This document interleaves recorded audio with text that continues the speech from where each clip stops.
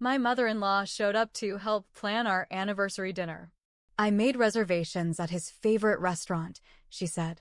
When I revealed the surprise I'd actually prepared, her expression said it all. My name is Sarah, and I've been married to my husband, Mark, for 10 years. We live in a cozy suburb of Chicago, Illinois. Our marriage has had its ups and downs, like any other, but we've always managed to pull through. Mark's mother, Helen, has always been a bit overbearing. From the moment we got engaged, she inserted herself into every aspect of our lives. She insisted on helping plan the wedding, choosing the venue, the flowers, even the guest list. I tried to be patient, understanding that she was just excited, but it was exhausting. Over the years, her involvement didn't wane. She'd show up unannounced, offer unsolicited advice, and make passive-aggressive comments about my cooking, our home, and even our parenting choices. Mark, being the dutiful son, often brushed it off, saying, "That's just how Mom is." Our 10th anniversary was approaching, and I wanted to do something special. Mark had always talked about wanting to visit Napa Valley, California, to tour the vineyards and enjoy some quality wine. I decided to surprise him with a trip. I spent months planning. I coordinated with his boss to ensure he could get the time off, booked flights, reserved a charming bed and breakfast, and scheduled wine tastings at some of the best vineyards. I even arranged for his favorite local band to play a private set for us one evening. I kept everything a secret, wanting it to be a true surprise. I told Mark we were going to have a quiet dinner at home, just the two of us to celebrate. The day before our anniversary, Helen called. "Hi, sweetheart," she said. "I thought I'd come over tomorrow to help you prepare for the dinner. I know how much Mark loves my lasagna." I was taken aback. "Oh, Helen, that's kind of you, but I have everything under control." "Nonsense," she replied. "I insist. I want to make this special for you too." I didn't want to cause a scene, so I reluctantly agreed. The next evening, Helen arrived early, arms full of groceries. She took over my kitchen, pushing me aside as she began preparing her famous lasagna. As the aroma filled the house, Mark came home, surprised to see his mother. "Mom, what are you doing here?" "I'm making your favorite dinner for your anniversary," she beamed. Mark looked at me, confused. I forced a smile, trying to hide my frustration. After dinner, as we sat in the living room, I handed Mark an envelope. "Happy anniversary," I said. He opened it, eyes widening as he read the contents. "A trip to Napa Valley? Sarah, this is incredible." Helen's face fell. "Napa Valley? But what about the dinner I made?" Mark hugged me, thanking me profusely. Helen sat silently, her mood souring. The next morning, Helen was gone. She left a note on the kitchen counter. "I see where I stand. Enjoy your trip." Mark was upset. I didn't mean to hurt her feelings. I sighed. "Mark, this was supposed to be our special time." She inserted herself without asking. He nodded, finally understanding. Napa Valley was everything we hoped for and more. The vineyards were beautiful, the wine exquisite, and the time alone rekindled our connection. We returned home refreshed, only to find our mailbox overflowing with letters from Helen.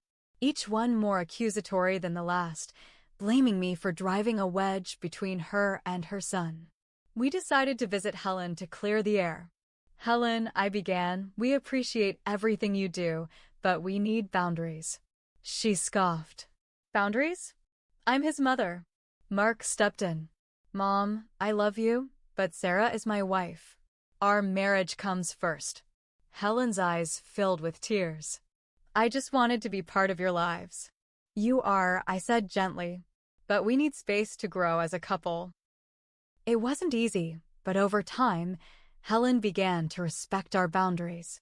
She still had her moments, but things improved. Our anniversary dinner, though hijacked, led to a turning point in our relationship with her. It forced us to confront issues we'd been avoiding and set the stage for healthier interactions. So, after we came back from Napa, we thought the storm had passed. We were wrong. A week later, I was cleaning out some drawers in the kitchen when I found a folded piece of paper shoved between two old cookbooks. It wasn't mine. It wasn't a recipe. It was a printout of a reservation confirmation, 2 weeks before our anniversary. It was for Mark and Helen. Dinner for two. At the exact restaurant Helen said she had reserved for our anniversary dinner. The date matched. The time matched. I stared at it for a good 5 minutes before I even processed what I was looking at. She didn't just want to cook for us. She had planned to take Mark out alone. I waited until Mark got home. I didn't yell. I just handed him the paper. He read it, then looked at me, then back at the paper. "I don't understand," he said. "This was supposed to be for all of us, wasn't it?" "No," I said. "It's for two. You and her." "That wasn't some backup plan. She planned to pull you out for dinner without me." His face changed. He was quiet for a while. "I'm going to call her."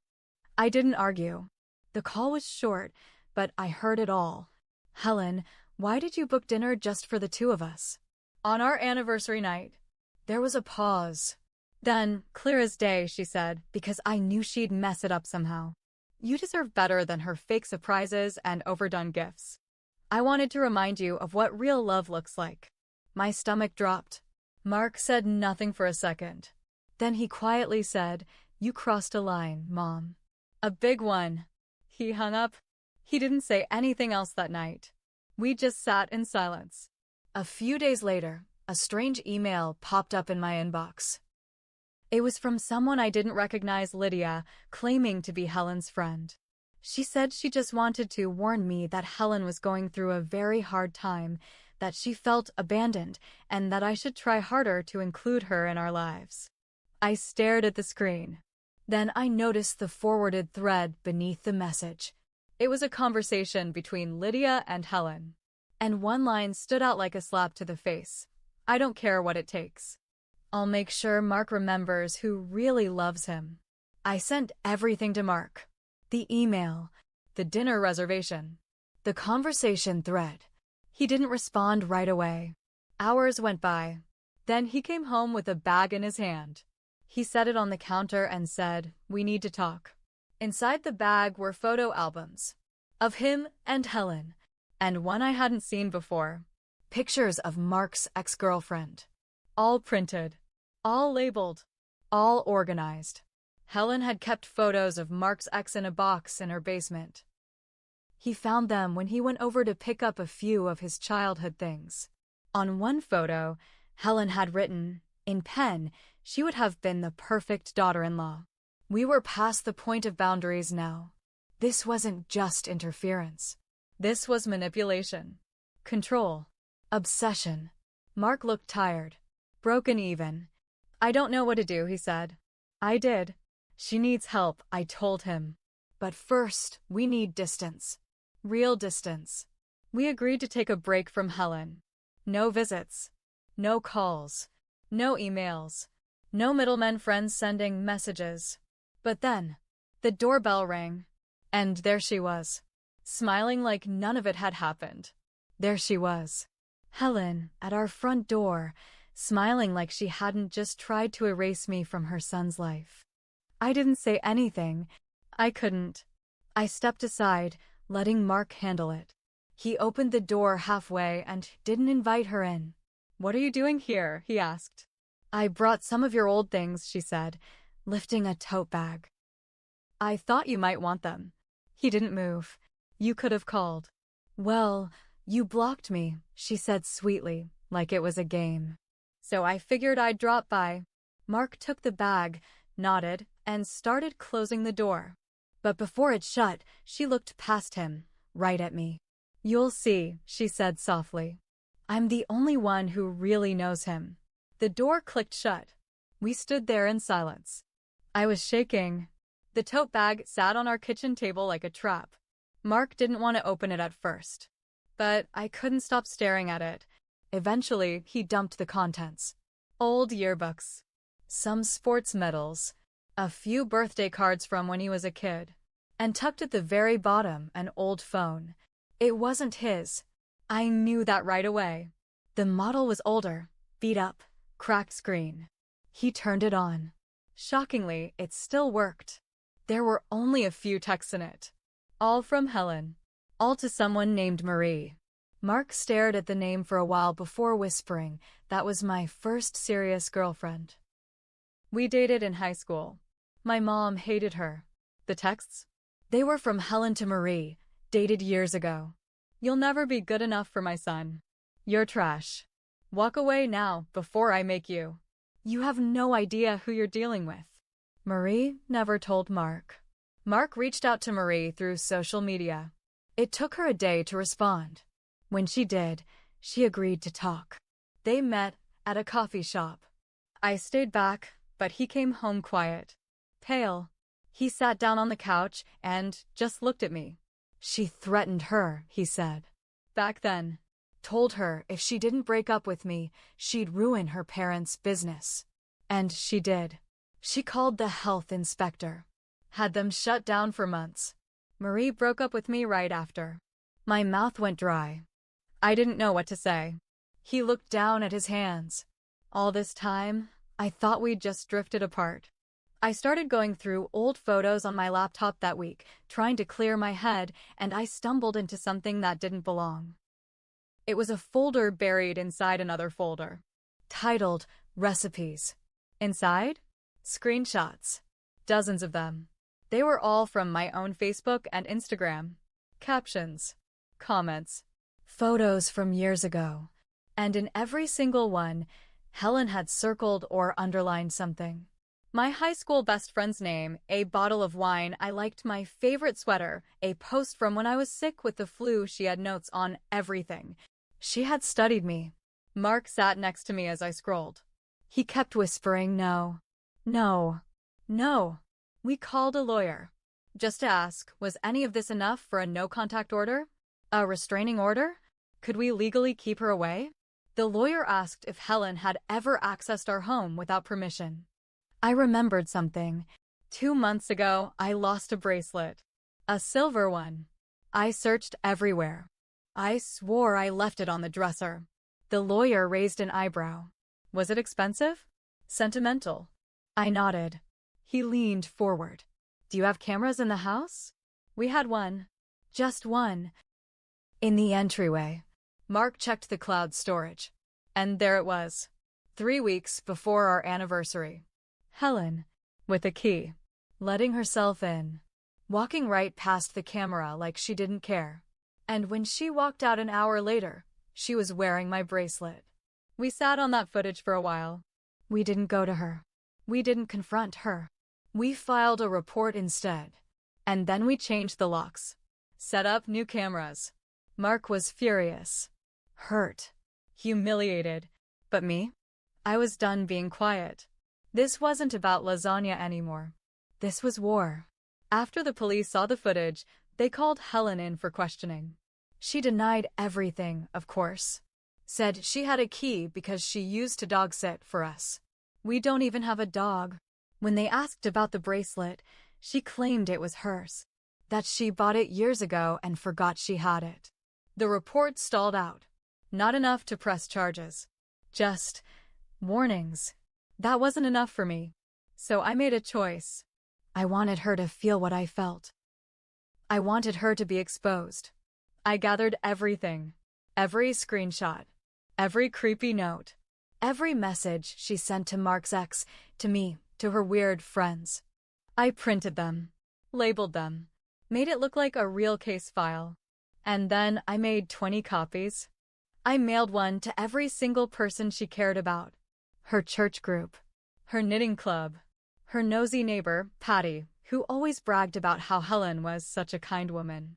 Even to her sister in Florida, who always thought I was the problem. Inside each folder, I included one simple letter. You should know who she really is. That part? That was petty. I own that. It took a week before she showed up again. This time, she didn't knock. She pounded. I opened the door, but kept the screen locked. "You little witch," she screamed. "You humiliated me." Mark came to the door and told her to leave. She shouted over him. "You think I care about some dumb bracelet? I made him who he is. You're just some stranger who got lucky. That's when I snapped. No, Helen. I'm the one he chose. I'm the one who stayed. And I'm the one who finally saw you for what you are. She stared at me, breathing hard. I gave him everything, she said. And you ruined it. Mark stepped out on the porch. No, Mom. You did. Then he turned his back to her and walked inside. I shut the door behind him. She stood there for a minute, then left. That was the last time we saw her in person. Months passed. We didn't hear from her. We later found out she lost her church leadership position. Her knitting circle replaced her. Even her sister stopped speaking to her. It wasn't just because of me. People finally saw through her mask. Some even apologized to me for believing her lies over the years. Mark started therapy. Said he had a lot to unpack. I went too. And as we healed, I had to face something I hadn't admitted. I let things go on too long. I tried to be polite when I should have drawn the line. I avoided conflict until the conflict swallowed us whole. I wasn't blameless. I enabled her because I was afraid of being the bad wife. 6 months later, we got a letter. No return address. Just a simple card. Inside, written in her handwriting, you got what you wanted. But he'll come looking for me one day. He'll remember who loved him first. I burned it. Right there in the sink. Mark watched it turn to ash. He didn't say a word. And for the first time in a long time, I didn't feel scared. I felt free.